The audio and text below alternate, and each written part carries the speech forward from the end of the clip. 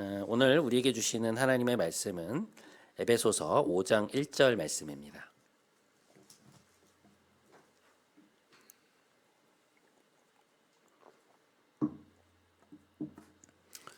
이 말씀을 한번 한 목소리로 합독하도록 하겠습니다. 함께 읽겠습니다. 그러므로 하나님의 같이 너희는 하나님을 본받는 자가 되고, 다시 한번 읽겠습니다. 시작. 그러므로 사랑을 받는 자녀같이 너희는 하나님을 본받는 자가 되고. 아멘. 이것은 하나님의 말씀입니다.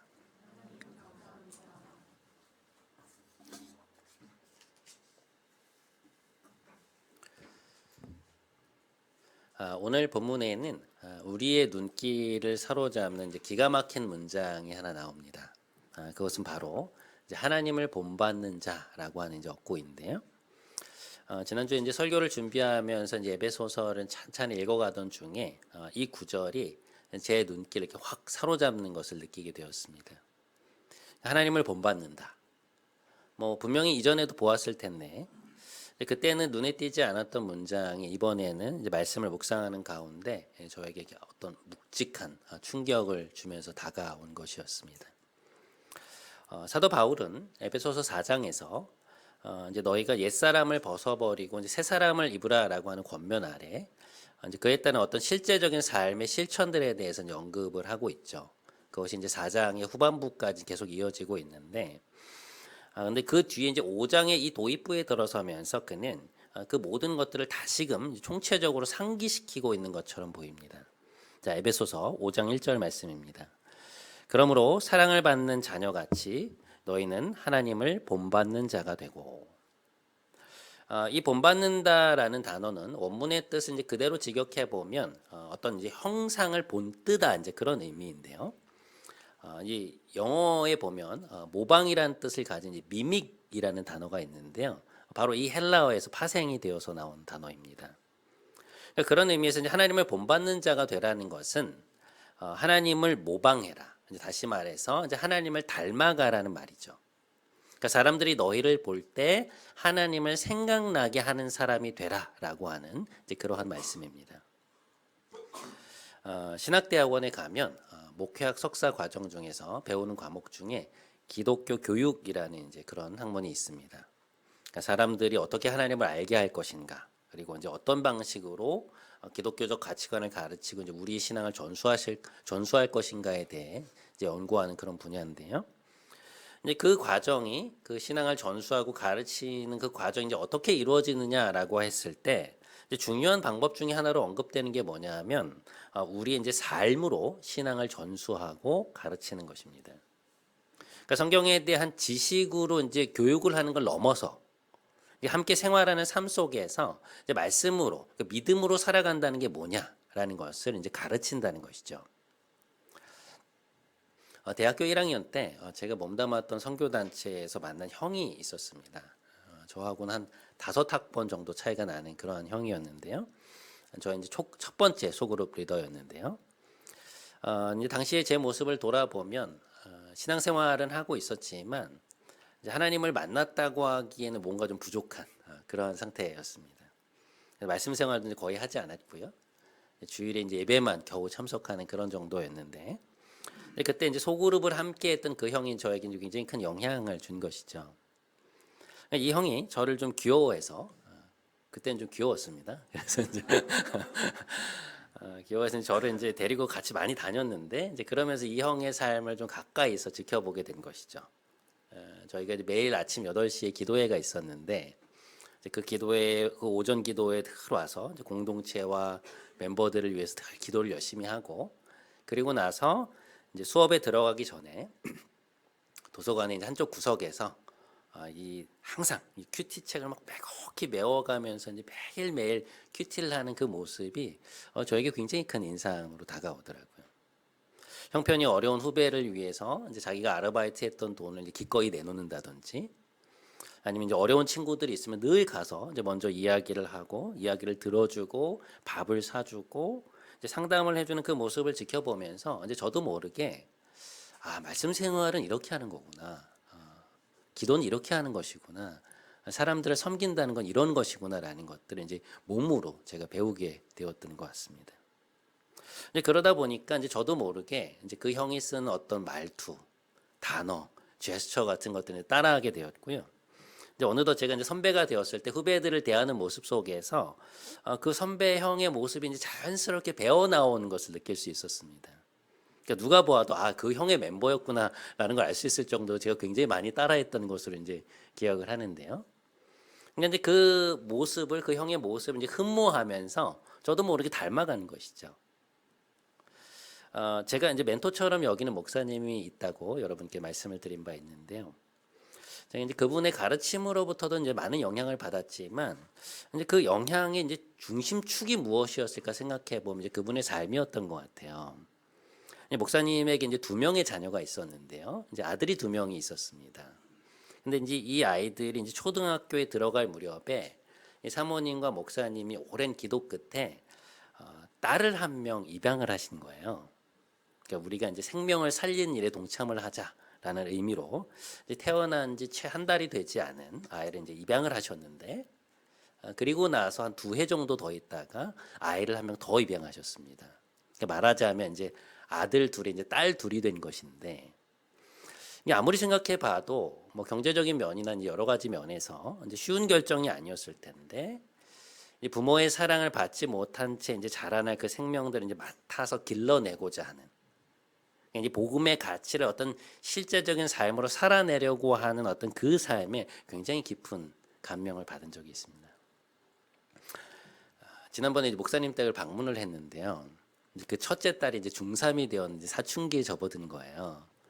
그래서 이제 그 저녁 식사 자리에서 저희 부부가 있는데도 불구하고 계속 막 툴툴거리면서 그렇게 엄마의 막 신경을 막 긁더라고요. 막 말대꾸도 하고 막 짜증도 내고 막 부모님과 얼마나 신경전을 벌이던지 딸의 그 성장통을 이제 온몸으로 받아내는 여전히 쉽지 않은 시간을 보내고 계시구나 하는 것을 이제 보고 왔는데요. 이제 저의 신앙을 이제 지금까지 형성해 온 것이 무엇이었을까를 좀 생각해 보면, 그러니까 이러한 하나님의 모습을 따르는 헌신된 분들의 삶이었구나라는 것을 좀 생각을 하게 되는 것 같습니다. 그러니까 저에게 있어서 그들은 하나님이 어떤 분이신지를 보여주는 하나님의 형상이었고, 그들이 보여주었던 어떤 삶의 태도와 그 실천들을 통해서 하나님 믿는다는 것은 이런 것이구나, 하나님을 닮아간다는 것은 이런 것이구나라는 것을 제가 이제 깨닫게 되었던 것이죠. 안도현 시인의 연탄을 주제로 한 일련의 시들이 있습니다. 이런 내용인데요. 연탄재를 함부로 발로 차지 마라. 너는 누구에게 한 번이라도 뜨거운 사람이었느냐? 삶이란 나 아닌 그 누구에게 기꺼이 연탄 한 장 되는 것. 해야 할 일이 무엇인가를 알고 있다는 듯 연탄은 일단 제 몸에 불이 옮겨 붙었다 하면 하염없이 뜨거워지는 것. 너는 누군가에게 따뜻한 불이었던 적이 있는가? 다른 누군가를 데우기 위해서 연탄과 같이 너 자신을 태우면서 그렇게 타올라 본 적이 있는가? 굉장히 강렬한 질문이죠. 여러분 어떻게 살고 계신가요? 직장에서, 가정에서, 교회에서, 지인들 사이에서 나는 과연 어떤 사람인가? 그러니까 우리의 삶을 옆에서 이렇게 지켜보는 이들은 우리를 통해서 과연 무엇을 보고 있으며 나는 과연 그들에게 어떤 존재일까? 그러니까 우리는 하나님의 존재를 이제 세상에 드러내는 사람들로 부름을 받았지만 그 소명을 잊고 살 때가 참 많다는 생각을 하게 됩니다. 그러니까 우리가 하나님의 형상으로 사람들 앞에 서 있다는 것을 굉장히 많이 자주 잊어버린다는 것이죠. 그러니까 어떤 삶으로 부름받았는지를 생각지 못하고 그저 우리 자신의 문제만 이렇게 매몰되어 있을 때가 참 많다는 것입니다. 자, 그러면 이제 오늘 본문으로 다시 한번 돌아와 보시죠. 자, 그렇다면 과연 하나님을 본받는다는 말은 무엇일까? 사람을 본받는다는 것은 뭐 쉽게 이해가 되지만 하나님을 본받는다는 것은 도대체 뭘 말하는 것인가? 그 답을 하는 데 있어서 우리는 먼저 한 가지 전제가 좀 필요합니다. 그게 뭐냐? 본받을 수 있는 것과 없는 것이 있다는 사실입니다. 그러니까 우리가 하나님을 본받을 수 없는 것들은 무엇인가? 하나님의 그 창조주로서의 영광, 그분의 영원하심, 전지전능하심, 무소부지하심, 뭐 이런 것들이겠죠. 자, 그럼 반면에 우리가 본받을 수 있는 것들은 뭐냐? 우리가 이제 닮아갈 수 있는 것들은 무엇인가? 그분의 거룩하심, 의로우심, 선하심, 사랑, 긍휼, 인내, 성실, 용서, 오래 참으심, 뭐 이런 것들은 우리가 닮아갈 수 있는 것들이죠. 정리해 보면 이제 다음과 같이 될 텐데요. 이제 이러한 구분들 속에서 이제 우리가 이제 하나님을 닮아가고 본받아 간다는 것이 무엇인지에 대한 어떤 감을 잡게 되는 것이죠. 로마서 3장 23절에 보면 이런 말씀이 있습니다. 모든 사람이 죄를 범하였음에 하나님의 영광에 이르지 못하더니. 이제 우리가 하나님의 영광에 이르지 못했다는 것은 뭐냐? 그러니까 하나님의 영광을, 하나님의 그 형상을 반영하는 그 영광스러운 존재로 창조된 우리가, 그러니까 죄로 인해서 이제 그것을 상실했다는 얘기인데, 오늘 본문의 말씀처럼 이제 우리가 다시금 하나님을 본받는다라는 말의 의미는 뭔가 하면 그 태초에 영광스러운 형상을 회복해 간다라는 그러한 의미인 것이죠. 자, 그 과정에서 중요한 것이 이제 오늘 본문 에베소서 5장 1절의 이제 앞부분인데요. 자, 여러분 오늘 본문을 다시 한 번만 보시죠. 자, 여러분 이제 오늘 이 본문을 화면에 나타난 본문을 살펴보시면 이 문장이 이제 앞부분과 뒷부분으로 나뉘어져 있다는 것을 여러분 아실 수 있을 겁니다. 근데 이 앞부분이 뒷부분을 이해하는데 아주 중요한 열쇠가 되는 문장입니다. 그러니까 이 두 어구가 굉장히 긴밀한 연관을 갖고 있는데요. 이제 왜냐하면 이 앞부분이 사도 바울이 왜 우리에게 이제 하나님을 본받는 자들이 되라고 권면하는지 그 이유를 밝혀주고 있기 때문에 그래요. 자, 여러분 바울이 뭐라고 말하고 있습니까? 왜 너희가 하나님을 본받는 자들이 되어야 한다고 말합니까? 너희가 누구이기 때문에? 하나님의 사랑을 받는 자녀들이기 때문에 그러하다라고 말하고 있는 것이죠. 그러니까 너희가 하나님의 지극한 사랑을 받고 있다는 사실이, 그리고 그것을 경험하고 있다는 사실이 이 부모 되신 하나님을 닮아가는 데 있어서 굉장히 중요한 이유가 된다는 것입니다. 왜 그러한가? 여러분 우리가 잘 알다시피 어린 시절에 이 정서적이고 육체적인 필요가 부모의 애정 안에서 충분히 채워진 아이들은 몸과 마음이 좀 건강한 상태로 성장을 하게 되죠. 정서적으로 건강한 사람들의 특징을 살펴보면 상대방의 어떤 사랑과 호의를 자연스럽게 이제 잘 받아들이고 이제 그것을 이제 자기의 것으로 누릴 줄 아는 사람인데요. 다시 말해서 상대의 어떤 호의를 이거 뭐지? 왜 나한테 이렇게 잘해주지? 라고 이렇게 왜곡하거나 의심해서 받아들이지 않고 있는 그대로 그것을 이제 받아서 자기의 것으로 누리는 것이죠. 한마디로 이제 사랑에 대한 감각을 가지고 있는 것인데요. 그러니까 내가 누군가에게 사랑을 받는다는 것, 그리고 내가 누군가를 사랑할 때 느끼는 그 정서적인 풍요로움과 만족감을 이제 알고 있는 것이죠. 여러분 지금 잠시 동안만 여러분들이 이제 사랑하는 대상을 마음속에 좀 한번 떠올려 보시면 어떨까 싶어요. 그러니까 이제 그게 부모님도 좋고 뭐 자녀도 좋습니다. 혹은 여러분이 예뻐하는 후배나 뭐 동생들, 뭐 조카, 혹은 제자들, 아니면 이제 여러분의 마음을 흡족하게 만드는 이들을 한 번만 좀 떠올려 보십시오.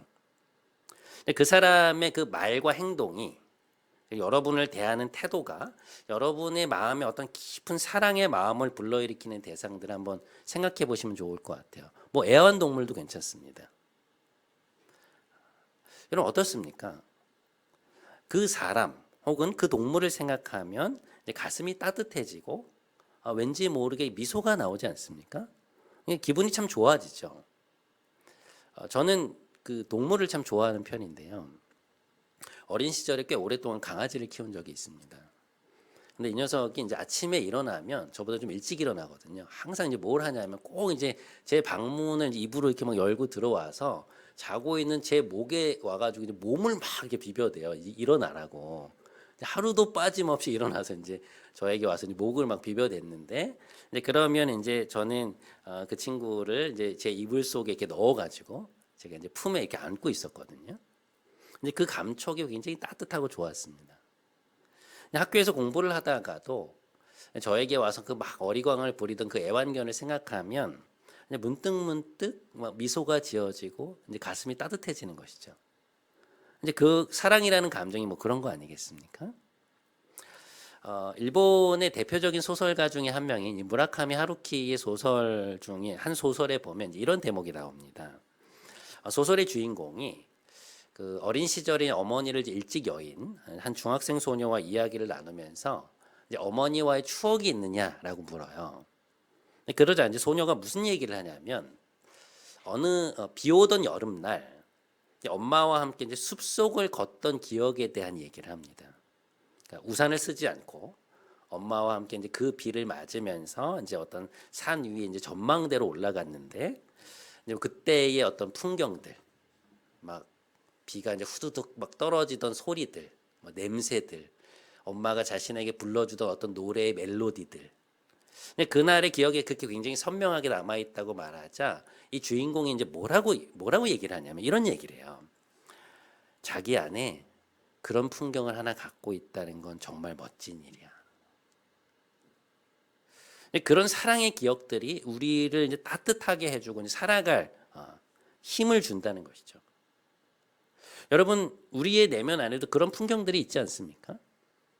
누군가 우리를 자신의 품에 이렇게 꼭 안아주었던 기억, 힘들었을 그때 밥을 사주면서 따뜻한 위로의 말을 건네던 그 선배의 모습, 친구들과 여행을 가서 막 웃고 떠들며 행복하게 보냈던 그 시간들, 부부가 함께 바닷가에서 멀리 저물어가는 이제 노을을 바라보던 그때.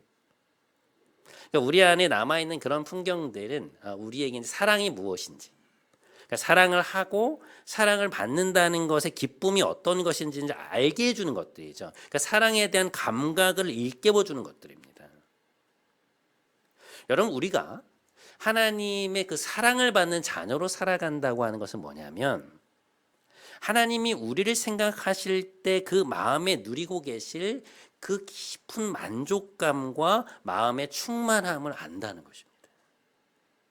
그러니까 우리에 대한 애정, 관심, 그 사랑으로 인해서 하나님이 느끼고 계시는 그 기쁨과 만족감을 우리의 경험을 통해서 안다는 것이죠. 그러니까 하나님과의 그 추억이 우리의 가슴 안에서 생생히 살아서 숨을 쉬고 있는 것입니다.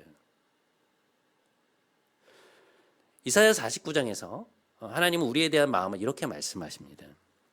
여인이 어찌 그 젖먹는 자식을 잊겠으며 자기 태에서 난 자녀를 긍휼히 여기지 않겠느냐. 그들은 혹시 잊을지라도 나는 너를 잊지 않을 것이다. 내가 너를 내 손바닥에 새겼느니라. 너희 하나님 여호와가 너희 가운데 계시니 그는 구원을 베푸실 전능자이시라. 그가 너로 말미암아 기쁨을 이기지 못하시며 너를 잠잠히 사랑하시며 너로 말미암아 즐거이 부르며 기뻐하시리라.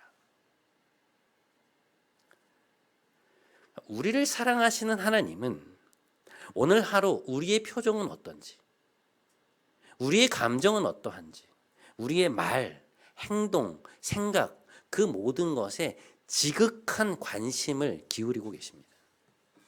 그리고 그 모든 순간 우리와 함께 하시면 우리의 필요를 채워주려고 하시죠. 그만큼 우리를 사랑하신다는 것입니다. 이런 관계를 염두에 두고서 바울이 오늘 뭐라고 하는 것이냐면 너희는 하나님의 사랑을 받는 자녀같이 하나님을 본받는 자들이 되라 라는 것이죠. 자, 그러면 우리가 하나님의 사랑을 받는 것과 그분을 본받는 것이 무슨 관계가 있는가? 여러분, 이것은 하나님이 우리에게 사랑을 베푸셨으니 이제 거기에 대한 보답으로 우리가 이제 뭔가 도덕적인 삶을 살아야 된다는 얘기가 아니에요. 그러니까 이만한 걸 해줬으니 너희도 이만큼으로 답해야 한다는 어떤 보상적 차원의 요구가 아닙니다. 우리는 신앙생활을 하면서 자꾸만 이제 그런 부담을 갖게 되는데요. 그것은 굉장히 큰 오해이죠. 그러니까 우리가 하나님의 자녀로서 누군가를 사랑하는 것, 이웃에게 긍휼을 베풀고 인애와 자비를 베푸는 것, 하나님의 모습으로 살아가는 것은 어떤 그리스도인으로서 어떤 의무적 차원의 일이 아니고요. 오늘 말씀에서 보면 하나님과 우리의 사랑의 관계 안에서 자연스럽게 일어나는 일이라는 것입니다. 그러니까 마치 어린 아이들이 자신들이 좋아하는 그 부모의 모든 걸 따라하려는 것처럼. 예를 들어서 아빠가 운동을 할 때 뭐 옆에서 맨손 체조를 따라한다든지, 아니 엄마가 요리를 할 때 앞치마를 메고 그걸 흉내내는 것처럼, 그러니까 우리가 아버지 되신 하나님의 그 사랑을 누리고 있고 하나님을 너무 좋아하기 때문에 이제 그 모습을 닮아가기 원하고 그 모습을 따라서 사는 것은 하나님의 사랑을 받고 있고 그분을 사랑하는 자녀로서의 어떤 자연스러운 반응이라는 것이죠. 그러니까 의무적 차원의 반응이 아니라 사랑의 관계 안에서 이루어지는 행동이라는 것입니다. 여러분 이 맥락이 이해가 되시죠? 그래서 하나님의 사랑을 느끼고 아는 것이 중요하고 그렇게 될 때 하나님을 본받는 자들이 될 수 있다는 거예요. 자, 그런가 하면 우리가 이제 아버지 되신 하나님을 본받아야 하는, 하나님을 닮아가야 하는 이제 두 번째 맥락이 있습니다.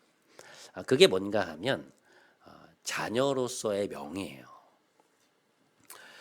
우리가 종종 아이들을 바라볼 때 여러분 우리가 이제 그 아이들의 부모와 가정을 떠올리게 될 때가 있지 않습니까?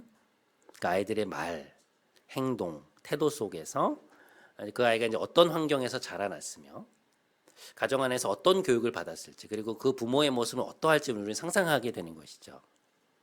근데 이것과 같은 맥락에서 주님이 어떤 말씀을 하시냐면 이런 말씀을 하십니다. 이와 같이 너희 빛을 사람 앞에 비추게 하여 저희로 너희 착한 행실을 보고 하늘에 계신 너희 아버지께 영광을 돌리게 하라. 그러니까 주님은 우리에게 세상 속에서 아버지 되신 하나님의 자녀답게 살라고 말씀을 하시는 것인데요. 이유가 뭔가 하니 세상이 너희를 보고 부모 되신 하나님을 떠올린다는 거예요. 그러니까 하나님의 이름, 그분의 명예가 자녀인 너희를 통해서 높임을 받게 되기도 하고 땅에 떨어질 수도 있다는 것이죠.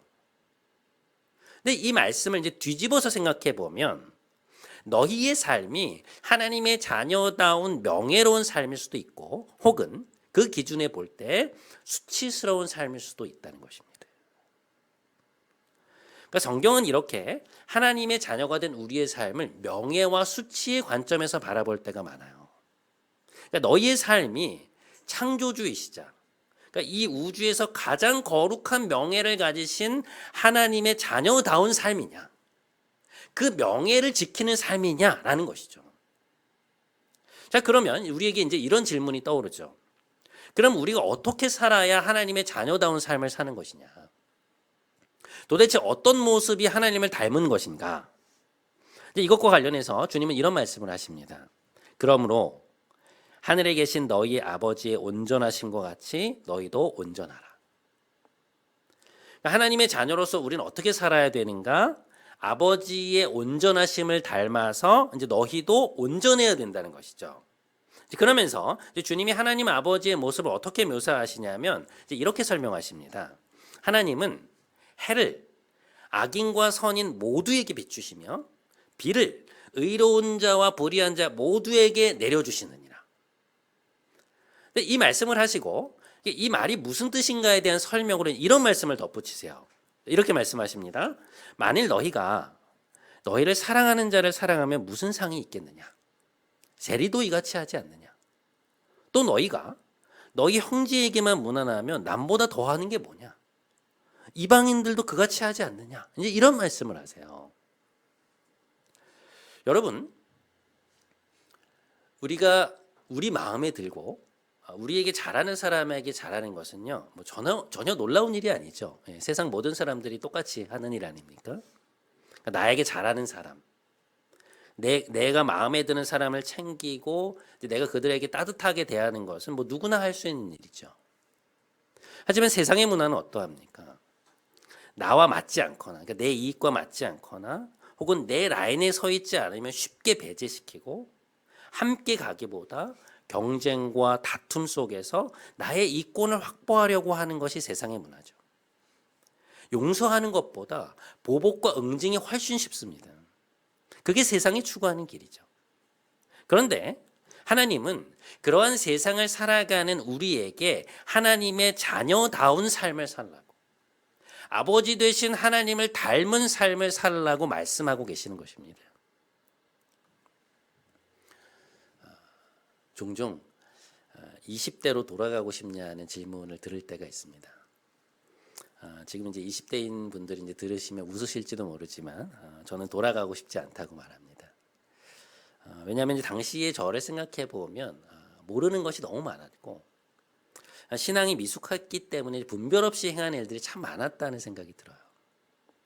교회는 다녔지만 어떤 제 가치관이나 삶이 세상의 그것과 별반 다르지 않았고 어떤 기독교적인 가치와 이제 아버지 되신 하나님의 성품이 제 안에 그렇게 견고히 자리 잡고 있지 않았습니다. 그러니까 당시 제 주변에 있었던 사람들이 제 모습을 보고 이제 과연 하나님을 떠올렸을까라고 생각해 보면 가끔씩 막 아찔할 때가 있습니다. 근데 뭐 그게 비단 20대에만 한정된 것은 아니죠. 여러분 우리가 이제 과거를 돌아볼 때 그때 그럴 필요 없었는데 그런 방식으로 말할 일 아니었고 그렇게 행동할 일이 아니었는데 그랬구나. 이제 그런 생각을 할 때가 얼마나 많습니까? 누군가의 그 한마디 말 때문에 막 뭔가 엄청난 상처를 받은 것처럼 막 그렇게 힘들어하고 막 내 알량한 자존심 때문에 이렇게 먼저 손 내미는 것을 그토록 주저했던. 생각해 보면 사실 아무것도 아니었는데 그때는 뭐 그 사람이 뭐가 그렇게 마음에 들지 않아서 이렇게 품어주고 받아주고 이렇게 따뜻한 말 한마디 해주는 게 왜 그렇게 어려웠을까? 그때 참 내가 어렸구나라는 그런 생각들을 우리가 하게 되는 것이죠. 하지만 우리가 하나님을 더 알게 되고 그분의 성품을 우리 안에 담아갈수록 다시 말해서 이제 하나님을 닮아갈수록 느끼게 되는 것은 뭔가 하면 미움보다 사랑이 낫고 적대감보다 용서가 나오며 다툼보다 화해가 낫다는 사실입니다. 그러니까 내가 좀 손해를 보았더라도 때로는 뭐 아무 일 아닌 듯 웃어 넘길 수 있는 그런 사람. 나에게 잘못한 이들을 기도 안에서 용서하고 털어버릴 줄 아는 사람. 내 부족함을 알고 다른 이들의 실수를 보듬어 줄 줄 아는 긍휼과 자비를 가진 사람. 사랑의 마음으로 타인의 존재를 소중히 여길 줄 아는 사람. 그런 사람이 옆에서 볼 때 정말로 멋있고 하나님의 형상을 닮은 정말 하나님의 자녀다운 모습이구나라는 것을 깨닫게 되는 것이죠. 그러니까 내 자존심을 상하게 했다고 해서 막 그걸 내 마음에 꼭 이렇게 막 품고 있거나 얼굴을 맞대었는데도 그 따뜻한 말 한마디 먼저 건네지 않는 그 모습이 성숙해져가는 과정에서 돌아보면 그렇게 멋있지 않다는 것을 알게 됩니다. 오히려 내가 먼저 손 내밀고 내 옆에 있는 사람들의 어떤 작은 수고를 알고 고생했다, 감사하다, 혹은 미안하다. 막 그 진심에서 우러나오는 한마디를 상대방에게 건넬 줄 아는 것이 이 경쟁과 다툼과 배제가 막 습관처럼 배어있는 이 세상의 문화 속에서 그 사람을 얼마나 명예롭게 만들고 그 삶을 얼마나 빛나게 만드는가를 우리는 깨닫게 되는 것입니다.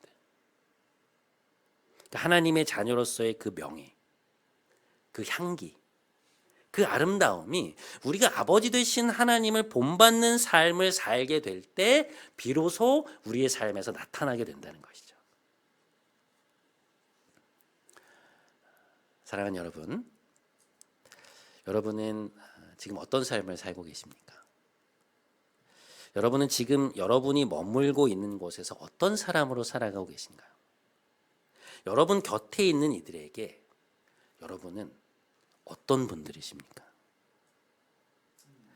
하나님의 사랑받는 자녀같이 그분을 본받고 그분의 형상을 닮은 이들이 되어서 여러분이 머물고 있는 곳에서 하나님의 명예를 드러내고 아버지의 이름이 거룩히 여김을 받게 하는 그런 멋진 하나님의 자녀로 살아가시는 여러분 모두가 되시기를 주님의 이름으로 간절히 축원드립니다. 우리 오늘 이 찬양하면서 좀 함께 기도했으면 좋겠는데요. 항상 진실케라는 찬양입니다. 우리 조명 한 번만 꺼주시겠어요? 네. 항상 진실케 내 맘 바꾸사 하나님 닮게 하여 주소서. 주님은 토기장이시고 나는 진흙이오니 나를 빚어주십시오라고 하는 그러한 가사의 찬양입니다. 우리의 마음이 세상의 것이 아닌 하나님의 것으로 가득 채워져서 하나님의 자녀다운 그런 명예로운 삶, 위대한 삶, 아름다운 삶을 살아가신 여러분 모두가 되시길 바랍니다. 함께 찬양하겠습니다.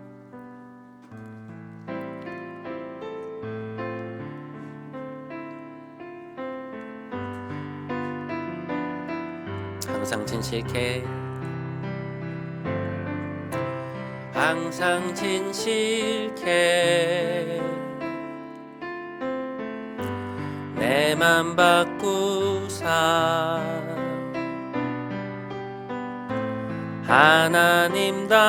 하나님답게 하여 주소. 항상 진실케 내 맘 바꾸사 항상 진실케 내 맘 바꾸사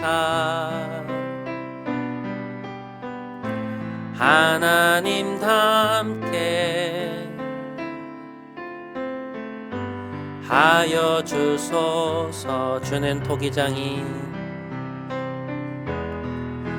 주는 토기장이 나는 지는 날 빚으소서 기도하오니 항상 진실케 항상 진실케 주님 우리를 바꾸어 주십시오.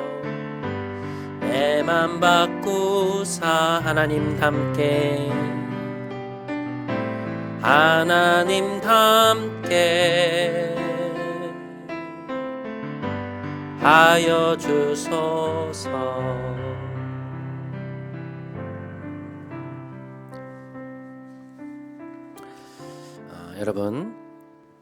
여러분은 하나님이 여러분을 정말로 아끼시고 여러분에 대한 깊은 애정을 갖고 계신다는 사실을 느끼고 계신가요? 우리가 사랑하는 그 대상들을 바라볼 때 느끼는 그런 어떤 행복과 만족감을 하나님이 우리를 대하실 때 느끼신다는 것을 여러분 알고 계십니까? 우리는 하나님의 지극한 사랑을 받고 있는 그분의 자녀들입니다. 그럼 여러분 반대로 여러분 하나님 얼마나 좋아하시나요? 하나님의 어떤 부분이 좋고 아버지 되신 하나님의 어떤 부분을 닮아가고 싶으십니까? 여러분 그런 마음이 드세요?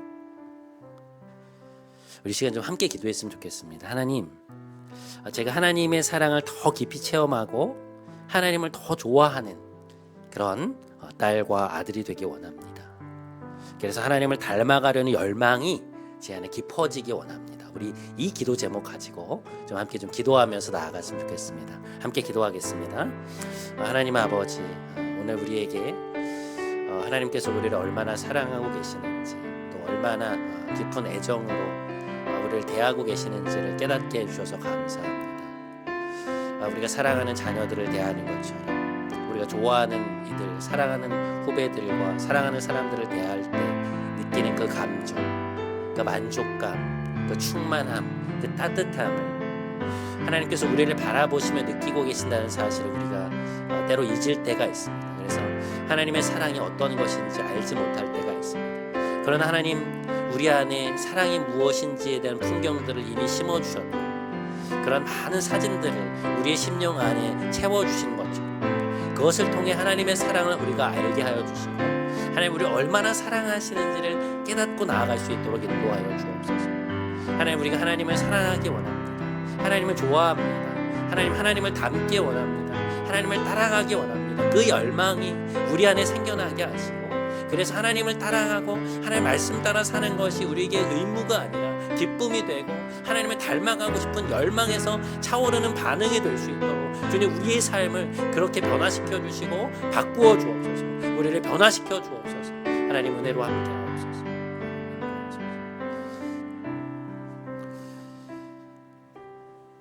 여러분, 우리가 하나님을 본받는 것은 어떤 의무가 아니죠. 하나님은 우리가 아버지 되신 하나님을 좋아하기 때문에 그 모습을 흠모하며 닮아가기를 원하십니다. 동시에 하나님이 원하시는 것은 우리가 그분의 자녀로서 명예롭게 사는 것입니다. 경쟁과 다툼과 내 편이냐 아니냐, 내 편이냐 네 편이냐를 따지는 이 세상 속에서 용서보다는 보복이 쉽고 포용보다는 배제가 손쉬운 이 세상의 문화 속에서 하나님은 우리가 그분의 자녀답게 살아가기를 원하시는 것입니다. 이 시간에 한 번만 더 기도했으면 좋겠습니다. 하나님, 무엇이 진정 아름다운 삶인지, 어떤 것이 하나님의 형상의 영광스러움을 드러내는 삶인지 알게 하시고 그 모습으로 살아가게 해주십시오. 우리에게 깨달음과 능력을 주옵소서. 우리 이 기도 제목 가지고 한 번만 더 하나님 앞에 간절히 나아가도록 하겠습니다. 함께 기도하겠습니다. 하나님 아버지, 우리가 하나님 앞에서 어떤 의무로 살아가지 않게 하시고 하나님을 좋아하기 때문에, 하나님을 기뻐하기 때문에 하나님 닮아가는 사람들 될 수 있게 해주십시오. 동시에 우리가 아버지의 자녀로서의 명예로운 삶을 살기 원합니다. 하나님, 우리의 삶에 명예가 있고 수치가 있다는 것을 하나님 알게 하여 주시고, 그것이 우리가 어떤 특정한 잘못을 했느냐 안 했느냐가 중요한 것이 아니라 하나님의 자녀답게 명예로운 삶을 살았느냐, 수치스러운 삶을 살고 있느냐, 하나님 그것이 무엇인지를 우리가 깨닫고 알아갈 수 있도록 주님 은혜를 베풀어 주시기를 간구합니다. 하나님, 경쟁과 또 다만 경쟁과 다툼, 내 편이냐 아니냐를 따지는 이 세상의 문화 속에서 용서보다는 보복이 쉽고 포용보다는 배제가 손쉬운 이 세상의 문화 속에서 하나님의 자녀답게 멋있게 아름답게 영광스럽게 살아갈 수 있도록 주님 우리가 자라갈 수 있게 해주십시오. 하나님 안에서 커갈 수 있게 해주십시오. 하나님 여기에 머무르지 않게 해주십시오. 근데 다만 이렇게 머무르며 우리가 예수를 믿고 천국에 간다는 것, 그것이 우리의 목표가 아니라 여기에서 커서 하나님을 닮아서 우리가 성장해서 성숙해서 세상 속에서 아름다운 모습으로 그리스도의 향기를 드러내는 모습으로 하나님의 자녀다운 명예로운 모습으로 살아갈 수 있도록 주님 우리의 삶을 인도하여 주시고 우리를 빚어주시고 우리가 그런 삶 될 수 있도록 주님 우리를 만들어 주시옵소서. 그 삶을 열망하게 해주시옵소서. 주님 이끌어 주옵소서. 우리와 함께 하소서.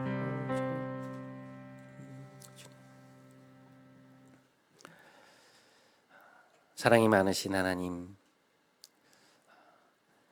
오늘도 이렇게 귀한 말씀으로 우리를 아버지 앞에 서게 하심에 감사합니다. 내가 너희를 사랑하며 너희를 볼 때마다 내 마음에 기쁨과 만족이 있다고 말씀해 주심에 감사합니다. 아버지의 사랑을 받는 자녀답게, 아버지를 흠모하는 딸과 아들답게 이 세상 속에서 하나님의 모습을 따라 살게 하시며 아버지께서 우리에게 부여하신 그 영광스러운 형상이 우리의 삶을 통해 드러나게 하옵소서. 무엇이 진정으로 위대하며 무엇이 진정으로 아름다운 삶인지 깨닫게 하시고 하나님의 자녀로서의 명예를 굳건히 지켜가는 우리 성도들의 삶이 되게 하옵소서. 존귀하신 예수님의 이름으로 기도드립니다. 아멘. 우리 자리에서 일어나셔서 우리 파송의 찬양하심으로 오늘 예배 마치도록 하겠습니다.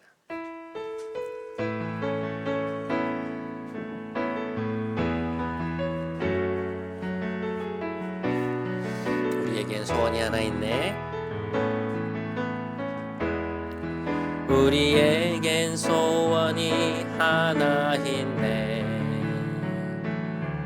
주님 다시 오실 그날까지 우리 가슴에 새긴 주의 십자가 사랑 나의 교회를 사랑케 하네.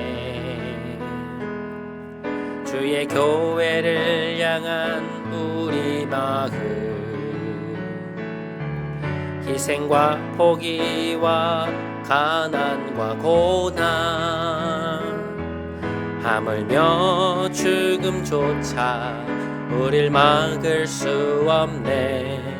우리 교회는 이 땅의 희망 교회를 교회되게 예배를 예배되게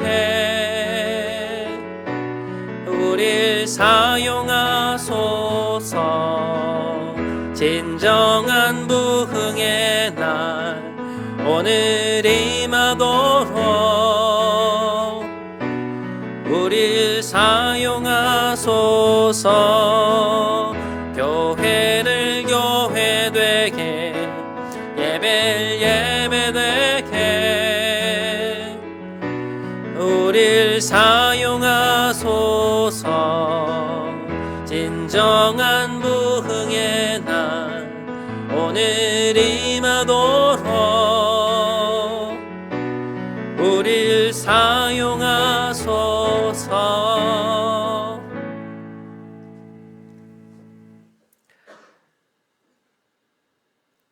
이제는 우리 구주 예수 그리스도의 크신 은혜와